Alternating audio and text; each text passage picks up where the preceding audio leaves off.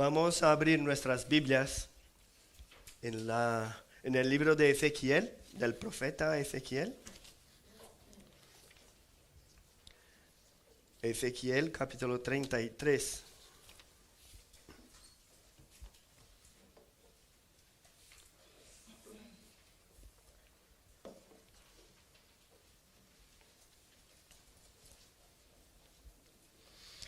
Pero antes de hacer la lectura, vamos a acercarnos al Señor una vez más en oración. Dios y Padre, estamos ahora delante de ti y te pedimos, Padre, que tú nos limpies. Límpianos, limpia nuestro corazón, nuestra mente, para que podamos escuchar tu mensaje de esta mañana. Queremos y creemos que tu palabra está aquí delante de nosotros. Está abierta, pero sabemos que toda la enseñanza, todas las palabras que no vienen de aquí, que no vienen de tu trono de gracia, son simplemente enseñanzas. Pero también creemos que si son palabras tuyas, tienen poder. Y te pedimos, Padre, en esta mañana, que tú utilices tu palabra con poder en la vida de cada uno de nosotros aquí en esta mañana. En el nombre de Jesús que oramos. Amén. Ezequiel 33, empezando ahí en el versículo 1.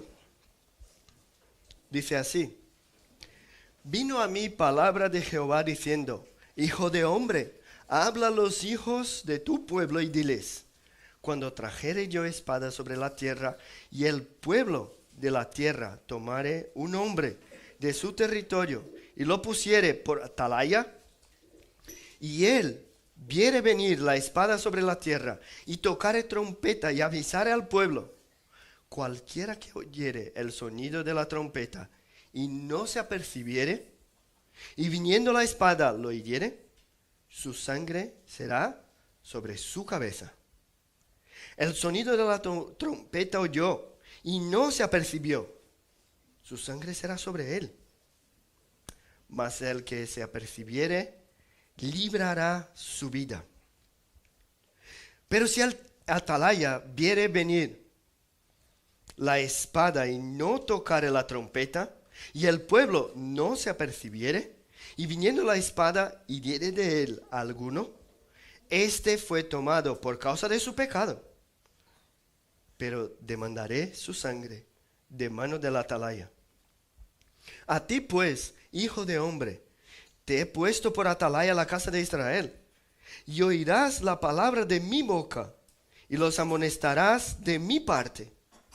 Cuando yo dijere al impío, impío, de cierto morirás, si tú no hablares para que se guarde el impío de su camino, el impío morirá por su pecado, pero su sangre yo la demandaré de tu mano. Y si tú avisares al impío de su camino para que se apartare de él, y él no se apartare de su camino, él morirá por su pecado, pero tú libraste tu vida. Tú pues, hijo de hombre, di a la casa de Israel: vosotros habéis hablado así diciendo: nuestras rebeliones y nuestros pecados están sobre nosotros, y a causa de ellos somos consumidos. ¿Cómo pues viviremos? Diles: vivo yo, dice Jehová el Señor, que no quiero la muerte del impío, sino que se vuelva el impío de su camino, y que viva. Volveos de vuestros malos caminos. ¿Por qué moriréis, oh casa de Israel?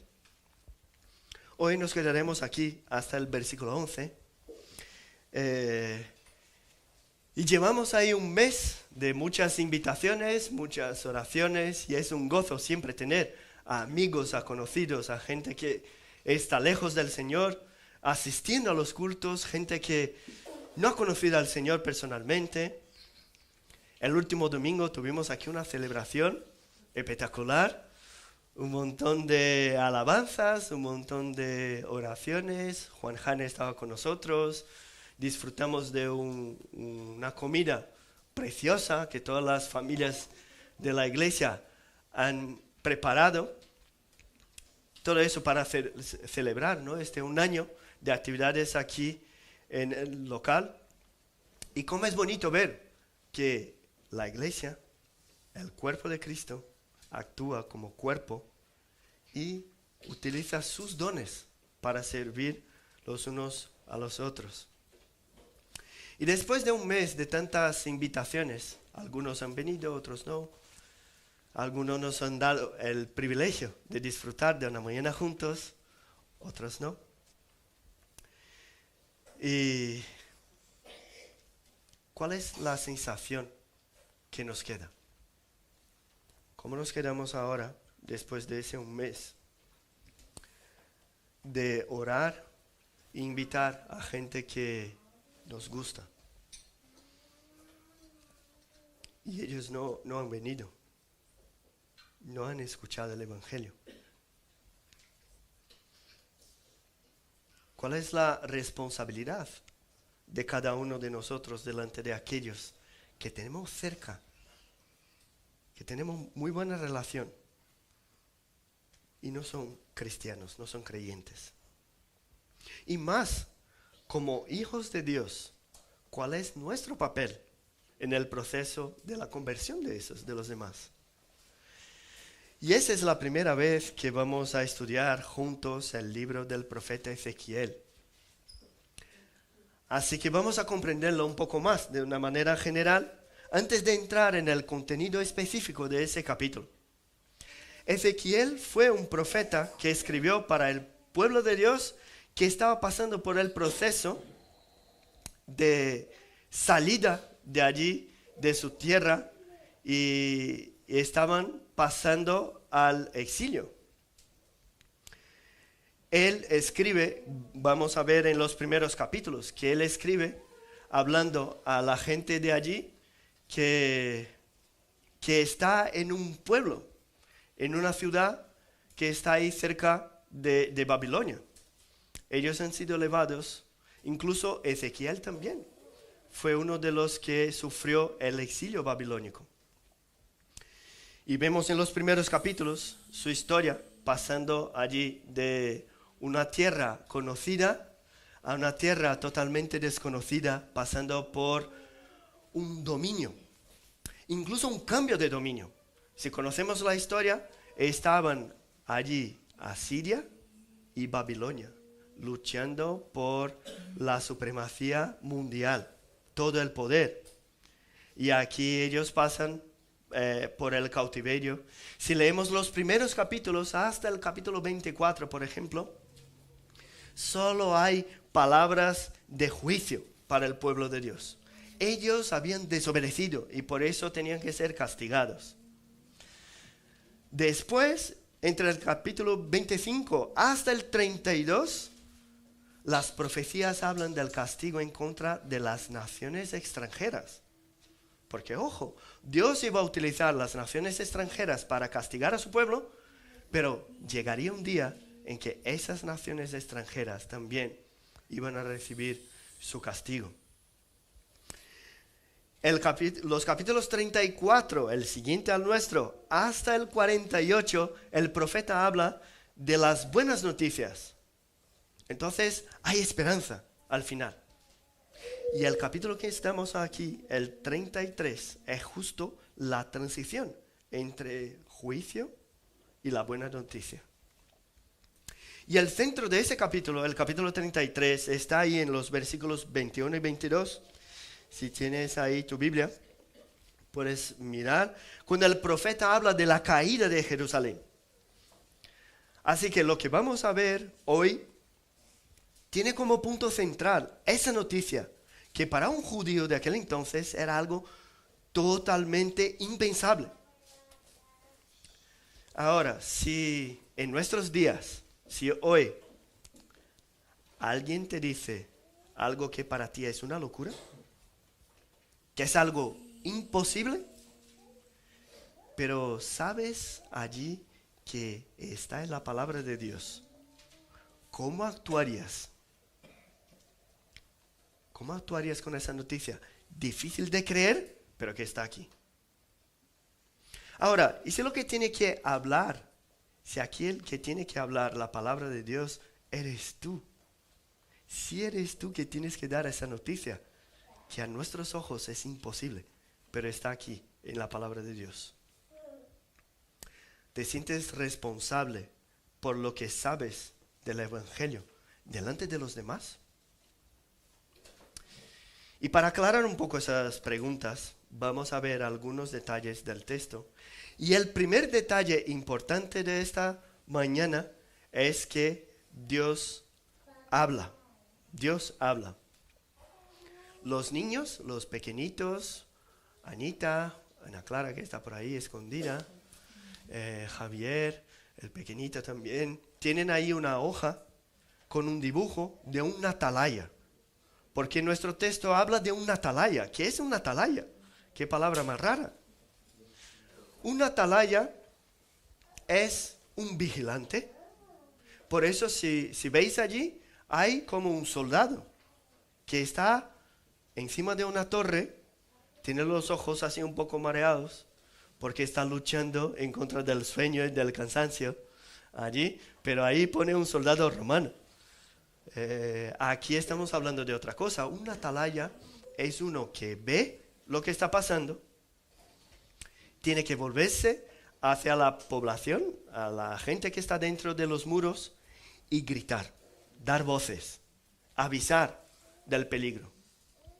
Y para los niños pequeñitos, ese texto habla de ese contenido.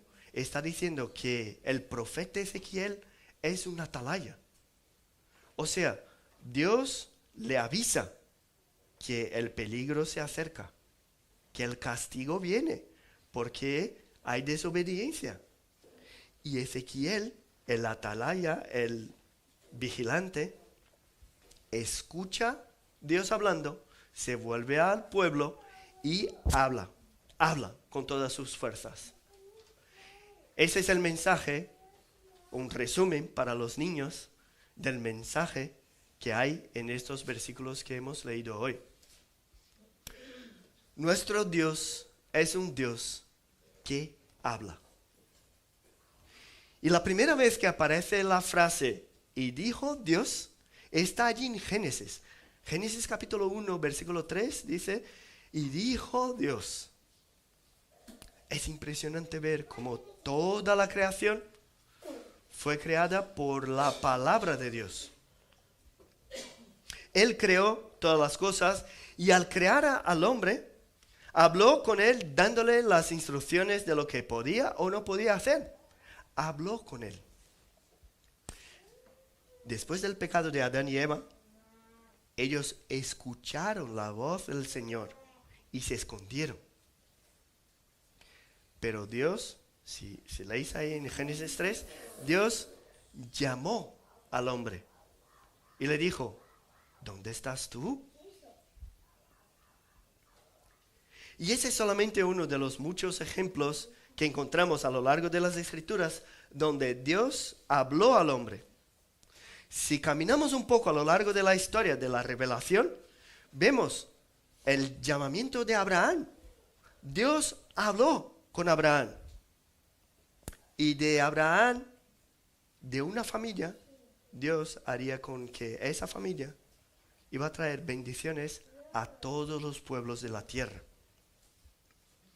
Si saltamos a los descendientes de Abraham, vemos que Dios habló con ellos también, guiándoles en todo lo que deberían hacer. Saltamos un poco más y vamos a Moisés. Moisés llevaba 40 años en el desierto, pastoreando ovejas, las ovejas de su suegro. Y Dios le habló y le dijo que tenía una tarea. Y la tarea era liberar al pueblo de Egipto. Vamos un poco más adelante en la historia de la revelación. Aparecen los jueces. ¿Qué pasa con los jueces? El pueblo no tenía rey, porque reconocían que Dios era su rey. Y los jueces juzgaban a todos los temas y eran como mensajeros de Dios allí delante de la gente, de los judíos. Entonces vemos a lo largo de la historia, a lo largo de las escrituras, Dios hablando con el pueblo, Dios hablando con el hombre. Si volvemos a la historia de Ezequiel, encontramos aquí en el capítulo 1, en la descripción de su llamamiento, vemos allí en los últimos versículos, si tenéis la Biblia, capítulo 1, versículo 28, dice que él tuvo una visión. Dice así: ¿cómo parece el arco iris que está en las nubes el día que llueve? Así era el parecer del resplandor alrededor. Esta fue la visión de la semejanza de la gloria de Jehová. Y cuando yo la vi, me postré sobre mi rostro y oí la voz de uno que hablaba. Dios hablando con el hombre. Versículo 1 del capítulo 2, un poquito más adelante. Me dijo: hijo de hombre, ponte sobre tus pies y hablaré contigo. Versículo 2. Y luego que me habló, entró el Espíritu en mí y me afirmó sobre mis pies. Y oí al que me hablaba. Otra vez. Nuestro Dios, está claro, ¿no? Nuestro Dios es un Dios que habla. Él se reveló al hombre desde la creación de la tierra y lo que busca es mantener una relación personal con nosotros. Su palabra no es solamente creadora. No creó toda la naturaleza, todo el universo. Su palabra es la forma como guía a su pueblo. La revelación de Dios, cuando estudiamos teología, la revelación de Dios es la primera doctrina que debemos estudiar. Estudiamos allí la inspiración de las Escrituras, la inerrancia de las Escrituras. Eso es una obligación de cada creyente. Reconocer que lo que tenemos en manos viene inspirado por el Espíritu Santo. Es palabra de Dios. Porque al final, si no creemos que Dios es un Dios que habla, entonces, pues, muy fácil. Cada uno podría inventarse su propia religión. Por ejemplo, ¿cómo debemos adorar a Dios? ¿Cada uno adora a su manera? ¿O hay formas de adorar a Dios que nos enseñan las Escrituras? ¿Cómo debe funcionar mi matrimonio? Bueno, es mi matrimonio. Y los temas de mi vida decido yo. ¿Es cierto? ¿Cómo debe ser la crianza de los hijos? ¿Cómo debo actuar en mi trabajo con mi jefe? ¿Cómo debe ser mi participación en la iglesia? ¿Cómo contestar a tantas preguntas? Cada uno las contesta como le apetece y ya está. ¿Crees que la adoración a Dios tiene que ser como a ti te gusta? Si estás casada, ¿crees que puede tratar a tu marido como a ti te parece bien tratarlo? Lo que enseñas a tus hijos, ¿es algo que Dios no tiene nada que ver con el tema? Al final, tu religión está basada en tu propia satisfacción. Tus actitudes buscan ponerte como protagonista de tu vida. ¿Cómo funcionan? ¿Cómo funcionan tus decisiones? ¿La voz cantante de tu casa eres tú? Ese Dios que adoramos aquí en la iglesia, ese Dios que nos habla, la palabra, las Escrituras, la Biblia, ese Dios es un Dios que habla. Y él mismo dijo que sus ovejas oyen su voz y le siguen. Él conoce sus ovejas y de a cada una de ellas da la vida eterna. El Dios que adoramos aquí dijo que el que le ama guarda sus mandamientos. Dijo Jesús que vino al mundo para dar testimonio de la verdad. O sea, había una promesa y él, Jesús, vino para cumplirla. Y dijo que todo el que es de la verdad oye su voz, escucha lo que él está diciendo. Y digo eso porque a lo mejor puedes escuchar ese mensaje y no reconocerlo como autoridad sobre tu vida. Eso puede pasar. Puede que esté aquí hablando y eso para ti no te suena como autoridad. Y de hecho dice la palabra que el Evangelio es locura para el mundo. Pero también dice que es poder de Dios para salvación de todo aquel que cree. Seguro que hay en nuestras iglesias muchos que se dicen creyentes, cristianos, pero al final son solamente para cumplir obligaciones religiosas. Seguro que tenemos a gente aquí que ha escuchado el Evangelio toda su vida, pero sigue escuchando como algo que hay que hacer el domingo, que nos toca hacer el domingo. Y bueno, al final no tenemos la obligación de cumplir todo lo que dice la palabra de Dios.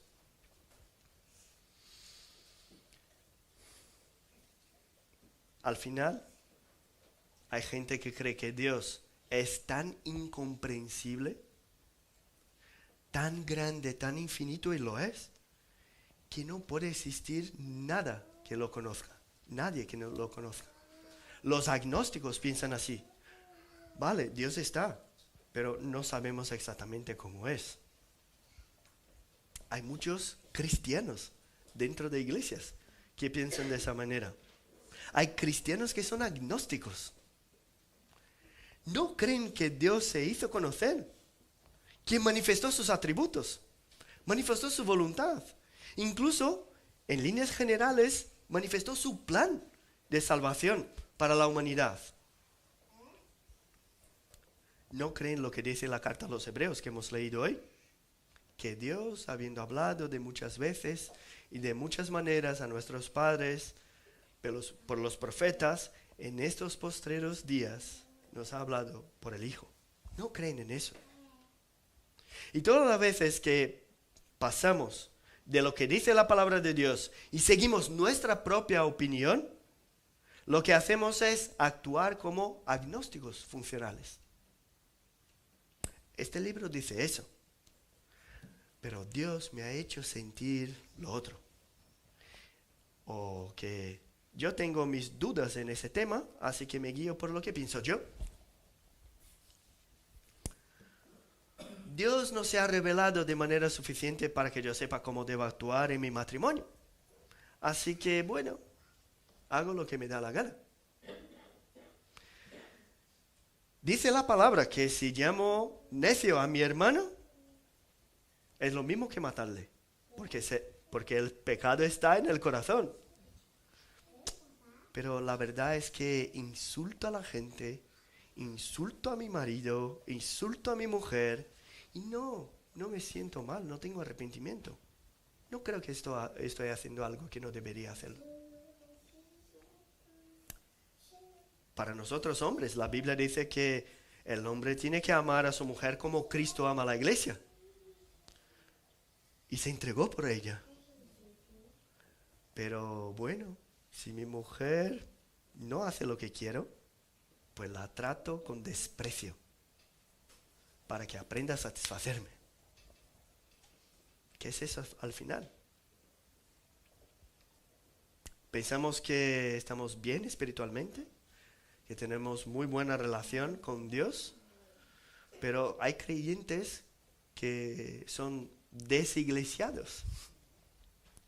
Hay grupos gigantes de creyentes que creen que no hace falta participar de ninguna iglesia. Pero lo curioso es que no tienen frutos espirituales, no forman parte de un cuerpo, como dicen las Escrituras, no son un miembro del cuerpo. Es una oveja, pero que camina sola. ¿Habéis visto alguna oveja caminando sola por ahí? Una oveja que no tiene un liderazgo espiritual, porque es suficiente en ella misma. No desarrolla y actúa con los mandamientos mutuos de amar los unos a los otros, exhortar, animar, reprender, soportar. No forman parte de un edificio santo. No rinden cuentas. Y aún así piensa que está bien espiritualmente. Gente que no ha reconocido que Dios habla. El Dios incomprensible, por su infinita gracia, se reveló al hombre. Ahora, si todavía no has oído su voz, hoy su palabra está siendo predicada. Dice la palabra que hoy si oyereis su voz, no endurezcáis vuestros corazones. Dios está hablando por medio de su palabra. Pero aparte de reconocer que Dios habla por medio de su palabra, también vemos en el texto de Ezequiel que el que escucha a Dios tiene un propósito para cumplir. Vemos aquí, el que escucha tiene un propósito. Y para describir el propósito de Ezequiel, es utilizada una ilustración, la ilustración del atalaya, del vigilante, que en aquel entonces era muy conocida, hoy ya no la tenemos. En la situación de que el Señor trajese espada, viniese el juicio, el castigo al pueblo, y en ese pueblo hubiese un vigilante, un atalaya, ese debería reconocer el peligro y tocar la trompeta para avisar al pueblo el castigo venidero. Ahora, si el vigilante cumple con su responsabilidad, pueden pasar dos situaciones, las que encontramos ahí en el texto. La primera es que uno escucha la trompeta, el aviso, pero no hace caso. En esa situación, el responsable es el que escuchó y no quiso huir de la situación de peligro. Murió porque no quiso escuchar. Ahora, la segunda situación es la de uno que escuchó el aviso y tomó la decisión de volverse de sus malos caminos. Y aquí vemos como en muchas partes que siempre habrá salvación para aquellos que se arrepienten. Siempre. Vamos a hablar un poco del mensaje, un poco más adelante, ¿no? de ese mensaje y lo que produce. Pero ahora, los dos efectos pasan si el vigilante toca la trompeta, se avisa. Algunos se espabilan y cambian, otros no hacen caso y se pierden. Pero en las dos situaciones el vigilante no tiene responsabilidad en la decisión de los demás. Dice aquí que la sangre de los que son heridos no está sobre la cabeza del vigilante, sino en la del que no quiso ir. Ahora, cuando el que escuchó la voz de Dios no la transmite al pueblo, viene el castigo y pilla a alguno, ese que no fue avisado recibe lo que merece, porque es un pecador, recibe lo que merece, pero su sangre es demandada del vigilante, de aquel que debería avisar y no lo ha hecho. Y aquí el texto nos enseña algo muy importante. Cada uno de nosotros, si tú conoces la verdad, conoces la palabra de Dios, cada uno que ha sido alcanzado por la gracia de Dios tiene una responsabilidad. Cada uno que ha sido reconciliado, como dice la palabra, ahora tiene el ministerio de la reconciliación. El vigilante ve algo y avisa. el creyente reconoce la voz de Dios en su palabra, también tiene la responsabilidad de avisar a los demás de lo que dice Dios. Cuando miramos aquí el versículo 7 del capítulo 33, vemos que la ilustración está en segunda persona. Ahora está hablando con Ezequiel. Y dice que Ezequiel debería decir algo al pueblo. O sea, se refiere a la tarea que el profeta tenía de escuchar a Dios y amonestar al pueblo. Si leemos todo el libro del profeta Ezequiel, vemos que, de hecho, él ya había amonestado una y otra vez al pueblo. Una y otra vez. Había llamado la atención. Había gritado. Había enseñado. Entonces, aquí, la exhortación no está solamente al profeta. Porque el profeta ya había hecho mucho de su tarea. Aquí, la responsabilidad recae con más intensidad al pueblo que había escuchado y todavía no estaban arrepentidos. En el capítulo 3 de Ezequiel encontramos palabras muy parecidas a las que tenemos aquí en el 33. Pero allí en el capítulo 3 el énfasis está más en la responsabilidad del profeta, del atalaya. Aquí, sin embargo, el enfoque está en demostrar al pueblo de Israel que Ezequiel solo habla de lo que escucha de Dios. No está hablando algo, una locura de su cabeza. Está hablando de lo que escucha de Dios. Y que la desobediencia trae consecuencias a cada uno de los que desobedece.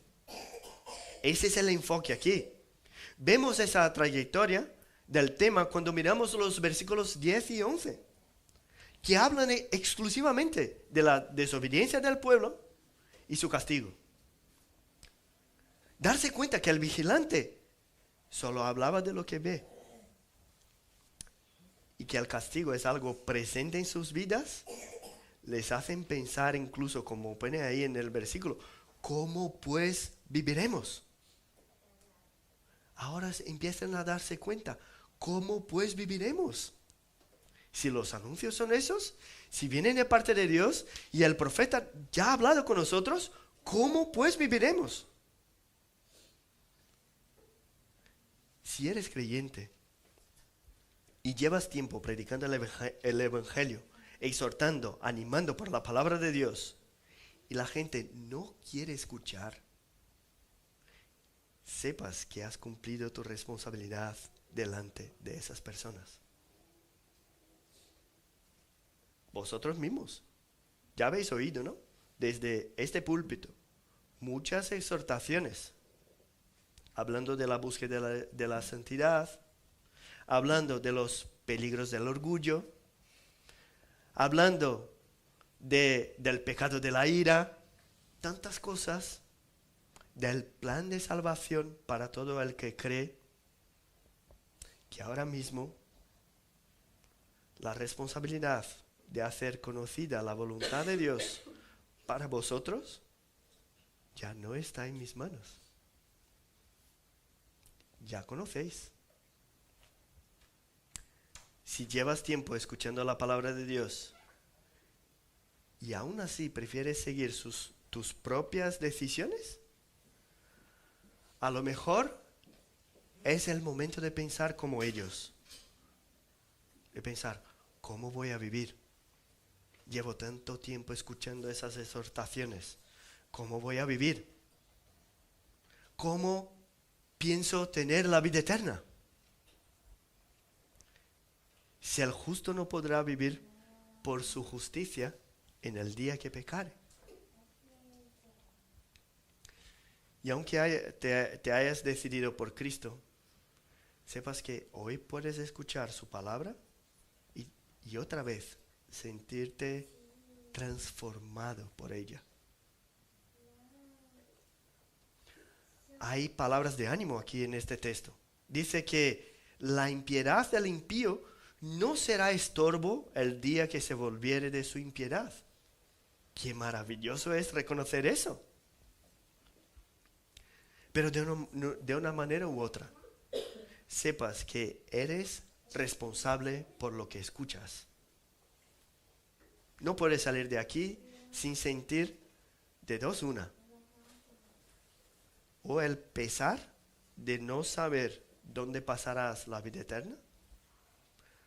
O entonces salir de aquí gozoso por creer que Dios y su palabra es lo que va a guiar tu vida.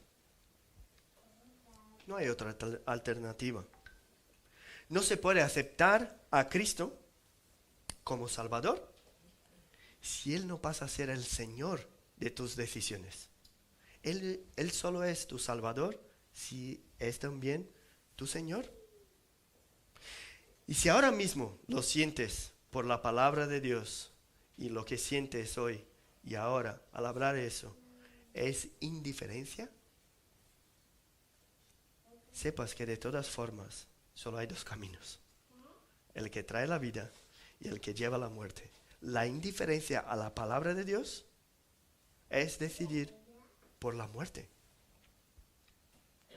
Dice Hebreos 2:1, lo que hemos leído hoy. Es necesario que atendamos a las cosas que hemos oído, no sea que nos deslicemos. No podemos simplemente reconocer que Dios habla. Tenemos que reconocer también que los que escuchan tienen responsabilidades de obedecer y de comunicar también lo que ha escuchado. Pero si dejamos aquí, nos falta algo, ¿no? Nos falta saber qué es lo que Dios habla. Si Dios habla y hemos escuchado, ¿qué es lo que Dios habla? En su palabra encontramos muchas informaciones. Es un libro complejo, con muchos detalles.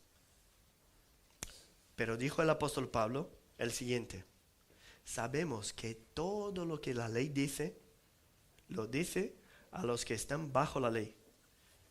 Fijaos, para que toda boca se cierre y todo el mundo quede bajo el juicio de Dios. Ya que por las obras de la ley ningún ser humano será justificado delante de él. Porque por medio de la ley es el conocimiento del pecado. Eso es lo que dice el apóstol Pablo. Dios nos deja su ley para que sepamos que delante de él no hay un justo ni aun uno. Y ese mensaje principal de las Escrituras está también aquí en estos versículos. El versículo siguiente, el 12, nos recuerda, ¿no?, que por un solo pecado el hombre fue echado del paraíso. Y por solamente un pecado el justo no podrá justificarse. ¿Tienes un pecado? Pues ya está, es suficiente. La Biblia nos enseña una y otra vez que el hombre que se fía de su justicia propia no podrá subsistir en el día final, en el día del juicio. No podrá conquistar su salvación. Dice que todos se desviaron. No hay quien haga lo bueno. Y sabemos que hay personas buenas. Pero incluso cuando hacemos lo que es bueno, buscamos el honor y la gloria para nosotros mismos. Y eso no sirve. No sirve. Nos envanecemos en nuestros propios razonamientos. Rechazamos el conocimiento que viene de Dios. Él habla por medio de su palabra. Los predicadores predican la palabra de Dios. Pero decidimos simplemente no tenerla en cuenta. Esta es una descripción del estado de perdición. El impío siguiendo sus caminos y también los justos, los que se denominan justos, viviendo por su propia justicia. Señales de perdición. Cuando la ley nos es presentada, la sensación es la que vemos aquí en el versículo 10. ¿Cómo pues viviremos? Delante de tantas exigencias, ¿cómo viviremos? La desesperación de darnos cuenta de que no alcanzamos la justicia de Dios puede quitarnos el suelo. el discurso del apóstol Pedro allí en Pentecostés. No sé si os acordáis. Dice allí que al final aquellos que oyeron, y fijaos en la importancia de hablar la palabra de Dios. Aquellos que oyeron la palabra se compungieron de corazón y dijeron, ¿qué haremos? ¿Qué haremos? El carcelero también, si nos acordamos, había perdido la esperanza en la vida porque la cárcel estaba destrozada. Los prisioneros podrían haber huido. Y iba a quitarse la vida cuando el apóstol Pablo le gritó. Y cuando se dio cuenta del poder de Dios en aquel lugar, él preguntó, ¿qué debo hacer para ser salvo? Delante de la desesperación de no saber qué hacer para vivir, Dios se presenta y dice ahí como en el versículo 11, vivo yo. Vosotros no tenéis vida, estáis desesperados, pero vivo yo. Que lo que quiero es que os volváis de vuestros malos caminos. O sea, Él nos presenta la misma esperanza que presentó a toda la humanidad. La salvación pertenece al Señor. Él está delante de nosotros diciendo, hay esperanza para el peor de los impíos, que se arrepiente. Desde el principio hasta el final de las Escrituras, lo que vais a encontrar son los dos caminos, los mismos dos caminos que encontramos aquí. Falta de arrepentimiento llevando a la perdición, o arrepentimiento y fe en el Salvador, en esa salvación que viene del Señor, generando el cambio de vida, llevando a la vida eterna. Por lo tanto, si conocemos que Dios habla, que tenemos obligaciones, responsabilidades, debemos hablar, y el contenido del mensaje, ¿cuál es la tarea para nosotros hoy? ¿Te resulta fácil reconocer que Dios habla por medio de su palabra? ¿Que eso es palabra de Dios? ¿Sueles obedecer lo que Dios dice por medio de su palabra? ¿Sueles predicar y exhortar y animar a los demás por medio de la palabra que está aquí? Cada uno de nosotros hoy tiene la responsabilidad de escuchar y obedecer, o de escuchar y rechazar, porque el aviso está dado. El mensaje que encontramos en las Escrituras está centrado en la salvación que viene de Dios para todo aquel que cree. Estábamos muertos en nuestros delitos y pecados, pero Dios nos dio vida. Ahora, si tienes esa vida, si ya has recibido esa vida de Dios, tu tarea ahora es vivirla en obediencia a la palabra de Dios. Sabemos que aquel que nos dio la vida es el mismo que nos capacita a vivir nuestra vida en santidad. No te desanimes. El que empezó la buena obra, la perfeccionará. Dependemos de Cristo para nuestra salvación, pero también dependemos de Él para que sea el Señor de nuestra vida. ¿Cómo es difícil dejar el control totalmente en las manos del Señor? Obedecer todo lo que dice la palabra. Pero no te desanimes. No te desanimes de exhortar, de animar, de enseñar la palabra, pues el resultado no es tu responsabilidad. Lo que sí tienes que hacer es compartir el Evangelio, y Dios traerá a los suyos a la salvación. Ahora, si hoy has escuchado ese mensaje hablando de la responsabilidad del que escucha, del que la escucha, Y también te has preguntado, ¿cómo viviré? Solo hay una respuesta. Cristo. Él dijo, yo soy la resurrección. Yo soy la vida. El que cree en mí, aunque esté muerto, vivirá. Y todo aquel que vive y cree en mí, no morirá eternamente. Esa es la promesa que tenemos en la palabra. ¿Cuál es tu decisión? ¿Vas a preferir morir por tus pecados o vivir por la obra de Cristo?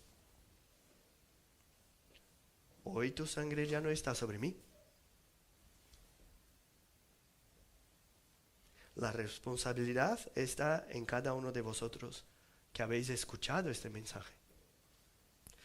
Y mi deseo, sincero, es que salgamos todos de aquí contentos por saber que hemos recibido de Cristo esa esperanza. Hemos encontrado en Él esa vida. Hay salvación. Y que preferimos escuchar y obedecer su voz que las muchas voces que escuchamos en el mundo. Que todos nosotros salgamos de aquí animados por esa palabra. Por decir, mira, hay oportunidad. Yo la quiero. Dios obra en mi vida. Con santidad, si soy creyente. Y con vida eterna, si todavía no he recibido a Cristo como mi Salvador y Señor. Hoy hay esperanza para ti. Así que vamos a orar y reconocer delante del Señor el gozo que tenemos en este mensaje. Gracias, Padre, porque tú nos das voceros. Tú nos das tu palabra.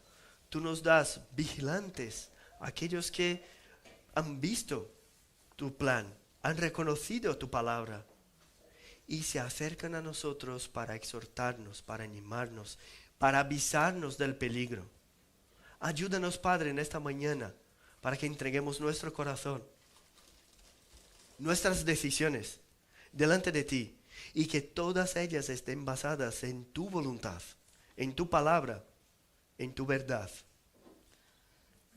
Padre, si hay alguien aquí que todavía no ha tenido esa experiencia personal contigo, no ha escuchado tu voz, que hoy, que tu palabra ha sido predicada aquí, hables con él, Padre, habla con él, para que no salgamos de aquí todavía escuchando nuestra propia voz, escuchando el mundo, la tendencia de nuestra cultura, sino que salgamos todos de aquí animados, deseosos de escuchar simplemente tu voz.